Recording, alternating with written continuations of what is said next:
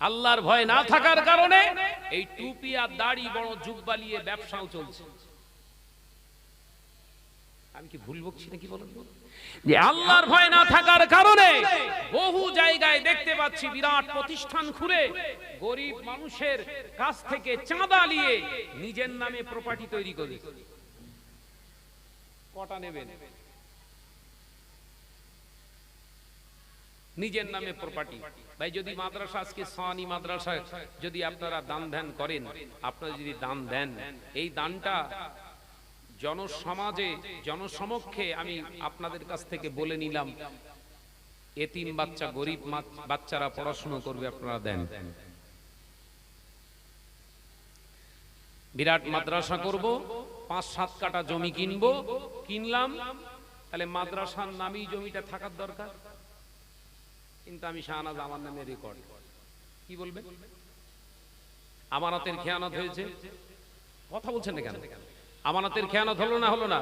বৈশাখ আল্লামা হুজুর কি মাদ্রাসার জমি কিনে নিজের নামে করে যেতে পারতেন না?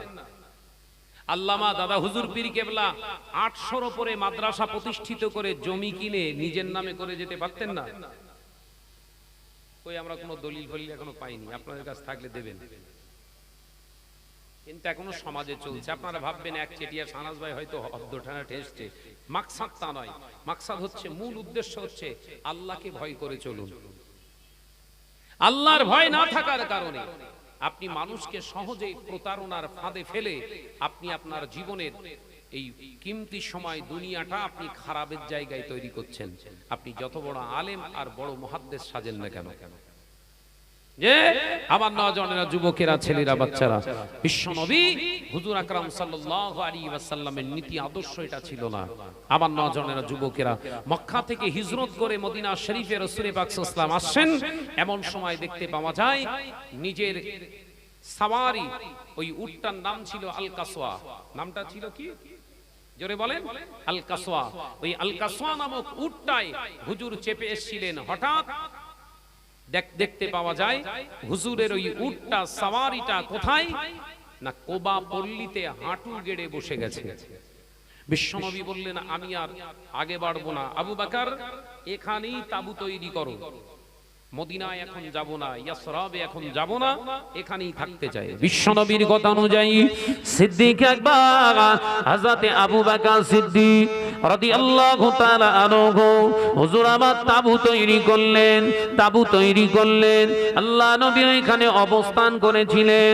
বিভিন্ন বর্ণনায় পাওয়া যায় 4 দিন অথবা 5 দিন কিংবা 17 দিন কিংবা 24 দিন আল্লাহ নবী এখানে অবস্থান করেছিলেন। আল্লাহ নবী অবস্থানরত অবস্থায় সাহাবায়ে কেরামদের লক্ষ্য করে বলেছিলেন, ও আমার সাহাবীরা, এই যে কোবা পল্লীতে আমি নবীর উটটা আমার আল কাসওয়া যেখানে বসে পড়েছে, আমি নবী চাই এখানে একটা মসজিদ তৈরি করা হোক। একবার জোরে বলুন না। যে জায়গাটায় আমার আল কাসওয়া হাঁটু গেড়ে বসেছে, এই জায়গায় একটা মসজিদ নির্মাণ হোক। সাহাবায়ে কেরামেরা সকলে খুব খুশি হলেন।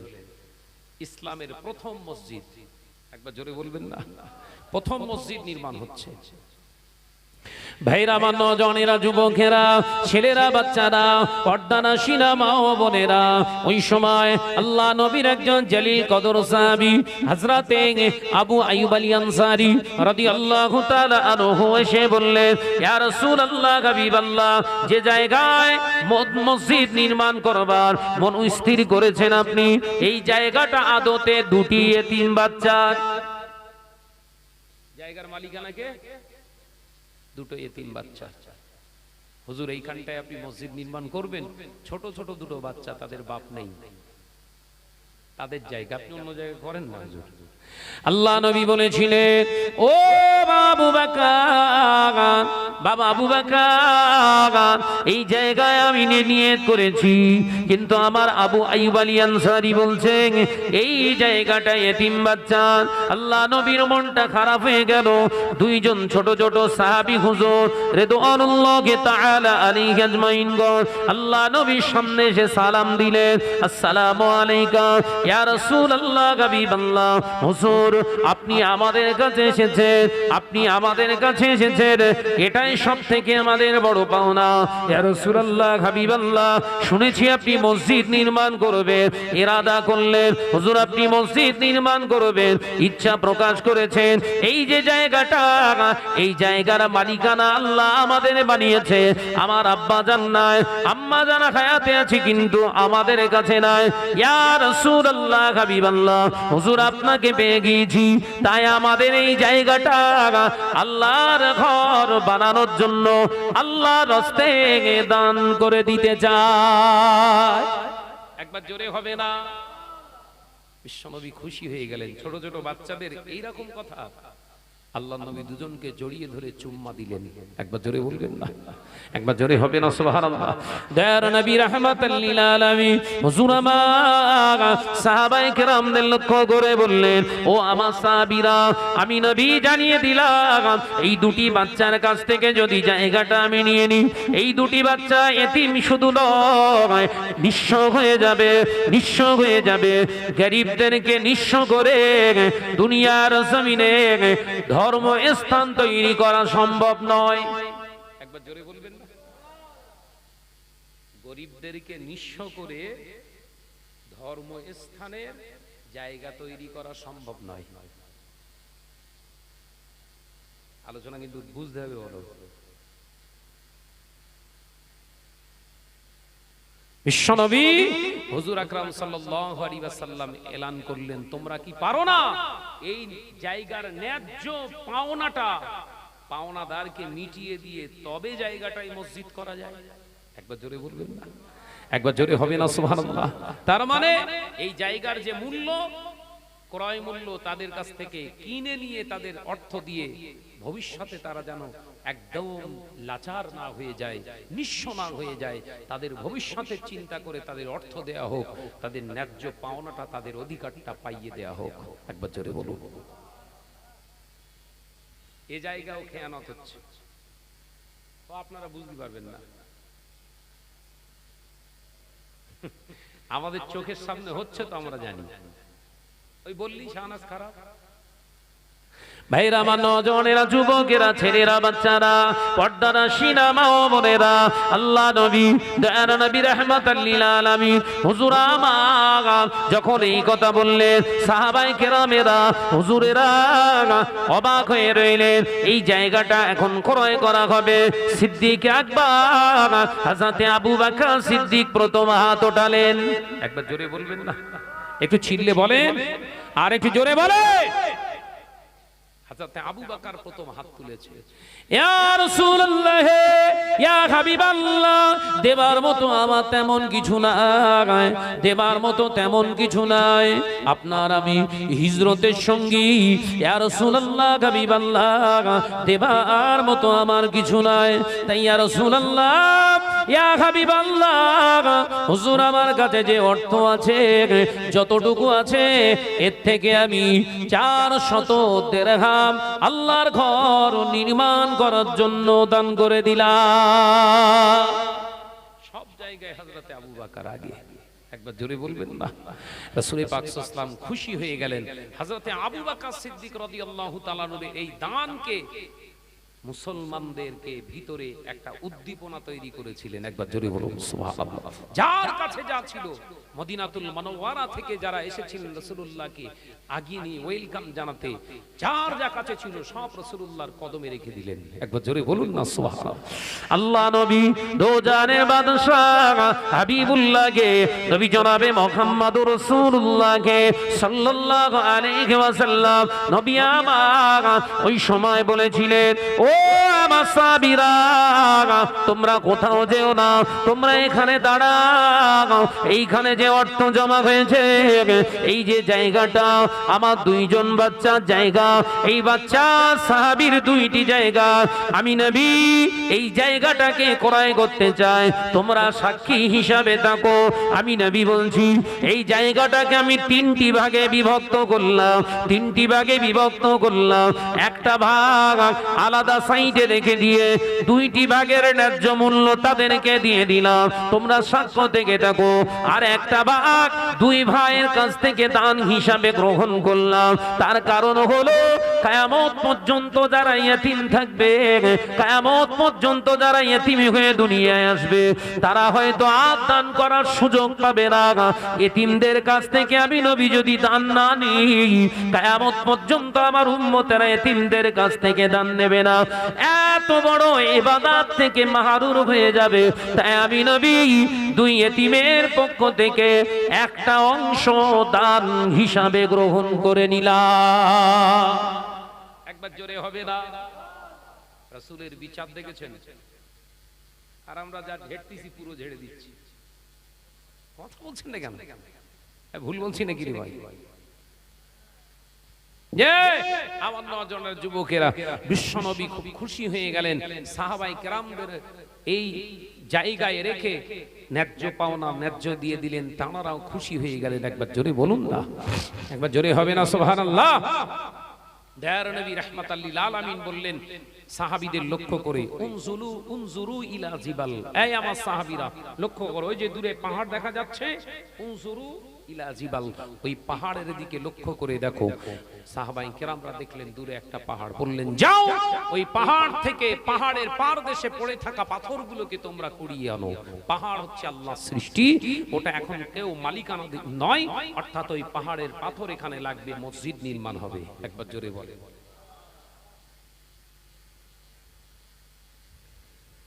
বিশ্বনবী সরকারে দো আলমের হুকুমে সাহাবায়ে কেরামেরা দলে দলে সব পাথর বইতে গেলেন। আল্লাহর নবী কিছু মুষ্টি ও সাহাবে 4 জন 5 জন সাহাবী হুজুর রিদওয়ানুল্লাহি তাআলা আলাইহি আজমাইন গণদের নিয়ে এলাকাটা জায়গাটা পরিষ্কার করছে, গাছগাছালি ঝোপঝাড় যা রয়েছে কেটে নিজে হাতে পরিষ্কার করছে। একবার জোরে বলবেন না সুবহানাল্লাহ। আল্লাহ নবী পরিষ্কার করে ফেলে সাহাবায়ে কেরামদের লক্ষ্য করে বলেছিলেন, ও আমার সাহাবীরা, ও আমার সাহাবারা, আমি নবী বলছি পাথরগুলোকে আনো। আল্লাহ নবীকে পাথরগুলো বয়ে বয়ে হাতে তুলে দিতে লাগলেন। নবী আমার দিন ও দুনিয়ার বাদশাহ হাবিবুল্লাহকে, নবী জনাবে মুহাম্মদ রাসূলুল্লাহকে সাল্লাল্লাহু আলাইহি ওয়াসাল্লাম, নবী আমার মোবারক হাত দিয়ে পাথরগুলোকে একটার পর একটা, একটার পর একটা সুন্দর করে রেখা তৈরি করতে লাগলেন। নবী আমার রেখাটা কমপ্লিট করে পাহাড়ের কাছে চলে গেলেন। আল্লাহ নবী পাক মোবারক হাত দিয়ে একটা বড় ধরনের পাথরকে হুজুর আমার নিজে মোবারক হাত দিয়ে উত্তোলন করলেন। আল্লাহ নবী ওই পাথরটাকে হাতে করে তুলে নিয়ে বুকে জড়িয়ে ধরে টুকটুক টুকটুক করে, টুকটুক টুকটুক করে আল্লাহ নবী আসতে লাগলেন। যে জায়গায় রেখাপাত তৈরি করলেন, আল্লাহ নবী ঠিক ওই রেখাপাতের সামনের দিকে বাম দিকে চেপে পাথরটা রেখে ধার বরাবর আল্লাহ নবী পাথরের উপরে দাঁড়িয়ে বলেছিলেন, ও আমার সাহাবীরা, ও আমার সাহাবারা, আমি নবী জানিয়ে দিলাম এই মসজিদটার নাম হলো মসজিদে কুবা। আরে এটা হলো মসজিদে কুবার মেম্বার। একবার জোরে হবে না? তাহলে মসজিদ তৈরি করতে গেলে যে পিলার দিয়ে সুন্দর করে কারুকার্য করতে হবে, এটা শরীয়তের শর্ত নয়। আলোচনা বুঝেলেন? মসজিদে পাথর না বসালে নামাজ হবে না, এটা শরীয়তের শর্ত নয়। শরীয়তের শর্ত হালাল অর্থ দিয়ে মসজিদ নির্মাণ করতে হবে, এটা শরীয়তের শর্ত। সেখানেও ঘাবলা। কথা বলছেন না কেন? ভুল বলছি না ঠিক? মসজিদ নির্মাণ হচ্ছে এক এক এলাকায়, বলছে ভাইজান আমরা জায়গাটা দেখিয়েছি ভিডিও ক্যামেরা করে, আমাদের অ্যাকাউন্টে 10 লাখ টাকা মেরে দিয়েছে, টাকা যেন গাছে গজাচ্ছে, কথা বুঝতে পারছেন? 10 লাখ টাকা মেরে দিয়েছে, টাকা কে দিল? হেরা টাকা কে দিল? বলে হুজুর তা জানি না, কোন সংগঠন থেকে নাকি টাকাটা দিয়েছে, টাকার অরিজিনাল মালিক কে তা বলতে পারবো না। ও তাহলে টাকা হলেই মসজিদ হয়, তাই তো? তাহলে বিশ্বনবী কেন ওই এতিম বাচ্চাদেরকে আবার টাকা দিয়ে দিয়েছিলেন মসজিদ নির্মাণ করার জন্য? কেন কেন বিশ্বনবী কেন ওই পাহাড়ের পাথরগুলো দিয়ে, হুজুর পাহাড়ের রেখাপাত করে, পাহাড়ের পাথর দিয়ে রেখা তৈরি করে, স্ট্রাকচার নয় রেখাটা তৈরি করে দিয়ে হুজুর কেন এলান করেছিলেন মসজিদে কোবা? খাজুর গাছের বাল্লে দিয়ে, খাজুর গাছের কড়ি দিয়ে হুজুর মসজিদ নির্মাণ করেছিলেন। হুজুর তো পারতেন সেই সময়কার বড় বড় হারামখোরদের কাছ থেকে টাকাগুলো নিয়ে মসজিদ করতে, পারতেন না? পারতেন না। আসলে ইসলাম ওটা শেখায় না। ভাইরা, আমার নজনেরা, যুবকেরা, ছেলেরা, বাচ্চারা, পর্দানাশীরা, মা ও বোনেরা, আল্লাহ নবী দয়ার নবী রাহমাতাল লিল আলামিন ওই মসজিদের ফজিলত বর্ণনা করেছিলেন। ও আমার সাহাবীরা, ও আমার সাহাবীরা, আমি নবী তোমাদের জানিয়ে দিলাম, শুনে রেখে দাও, জেনে রেখে দাও। এই মসজিদে কোবাতে যে সমস্ত আমার উম্মতিরা 2 রাকাত নামাজ আদায় করবে, 2 রাকাত নামাজ আদায় করবে, আল্লাহ তাআলা এই মসজিদে কোবায় 2 রাকাত নামাজ পড়ার দরুনে আল্লাহ এই মুসল্লির নামায় আমলে একটি উমরা মকবুল, হজের সওয়াব দিয়ে দেবে। একবার জোরে হবে না? শরিয়াত শেখায় মাটিতে সেজদা কর, কিন্তু যেন নাপাক না থাকে। কথা বলছেন না কেন? শরিয়াত শেখায় সুগন্ধি না হলেও চলবে, শরীরটা যেন পাক থাকে। আর আমাদের দশা হয়ে গেছে, সারাদিন পেশাব ফিরে পানি নাই নে জান্নাতুল ফেরদৌস মেখে ঘুরছি। একে ভুল বক্তৃতা করেনি যে সারাদিন পেশাব ফিরে, কুলুক নেই, পানি নেই, পবিত্রতা নেই, গায়ে জান্নাতুল ফেরদৌস কিংবা 96 মেরে আইস ব্লু মেরে মেরে ঘুরছি, গা দিয়ে খুশবু বেরোচ্ছে, মনে করছে হুজুর একদম পাক, কিন্তু সারাদিন পেশাব ফিরে পানি নেয়নি। তার মানে ব্যাপারটা বুঝতে পেরেছেন? কালার চুজ হয়েছে, কালার চুজ হয়েছে, ব্যক্তি নয়। অর্থ চুজ করিনি আমরা, সব থেকে বড় গাড্ডার জায়গা তৈরি করেছি এটাই। আজকে আমরা কেন ধ্বংসপ্রাপ্ত হচ্ছি সমাজের বুকে? আমাদের মসজিদগুলোকে কেড়ে নেওয়া হচ্ছে, আমাদের মসজিদগুলোকে ভেঙে দেয়া হচ্ছে, আমাদের মাদ্রাসাগুলোকে ভেঙে দেয়া হচ্ছে, কেড়ে নেওয়া হচ্ছে। কারণ কি? কারণ কি? দোষ তো তাদের, কিন্তু তার আগের দোষ আমাদের নেই তো। খুব তো দোষ দিচ্ছিল কে? ওরা মসজিদ ভাঙছে, অবশ্যই অপরাধ করছে, কিন্তু তার আগে বড় অপরাধী আমরা নই তো? আমার নওজনেরা, যুবকের, আজকে মুসলিম সমাজ কেন মুখ থুবড়ে পড়ে যাচ্ছি আমরা সমাজে? আমরা নামাজের দাওয়াত দিচ্ছি, মসজিদ তৈরি করার দাওয়াত দিচ্ছি, মাদ্রাসা তৈরি করার কম্পিটিশন চালাচ্ছি, কিন্তু জাতি হারামের ভিতরে নিমজ্জিত হয়ে যাচ্ছে, এ দাওয়াত আমাদের কাছে আর নেই। কথা বলছেন না কেন? আমি এক সময় পীর আল্লামা শাহ সুফি সাইফুদ্দিন সিদ্দিকী হুজুর রাহমাতুল্লাহ আলাইহিকে আমি প্রশ্ন করেছিলাম, হুজুর, আমি তখন ওই মসজিদের মুয়াজ্জিন, মসজিদে মাদানিয়া দরবারে ফুরফুরা শরীফে, তো হুজুর কেবলা আমাকে পকেট খরচা টাকা দিতেন, ওই আজান দিতাম বলে হুজুর কেবলা টাকা দিতেন আমাকে। তো হুজুর কেবলা আমাকে ডেকে পাঠিয়েছেন, আমি গেলাম হুজুরের কাছে। হুজুরকে যে কি কথায় কথায় বললাম, হুজুর মাদ্রাসা বড় হয়ে মাদ্রাসা করব, বড় হয়ে মাদ্রাসা করব। আল্লাহর ওলি মানুষ তো। হুজুর কেবলা মুচকে হেসে বললেন, মুয়াজ্জিন সাহেব, মাদ্রাসা যা আমার দাদু জান আর আমার বাপ চাচারা যা করে গেছে, নতুন করে আর দরকার নেই, পারলে ওই মাদ্রাসায় যোগ দিও, সহযোগিতা করো, আল্লাহ ওইটাই কবুল করলে উতি নাজাত পাওয়া যাবে। একবার জোরে বলুন না সুবহানাল্লাহ। ওই কথাটা আজও মাথায় আমার আছে। কিন্তু আমাকে প্রশ্ন করা হয় তুমি একটা মাদ্রাসা করে দেখাও,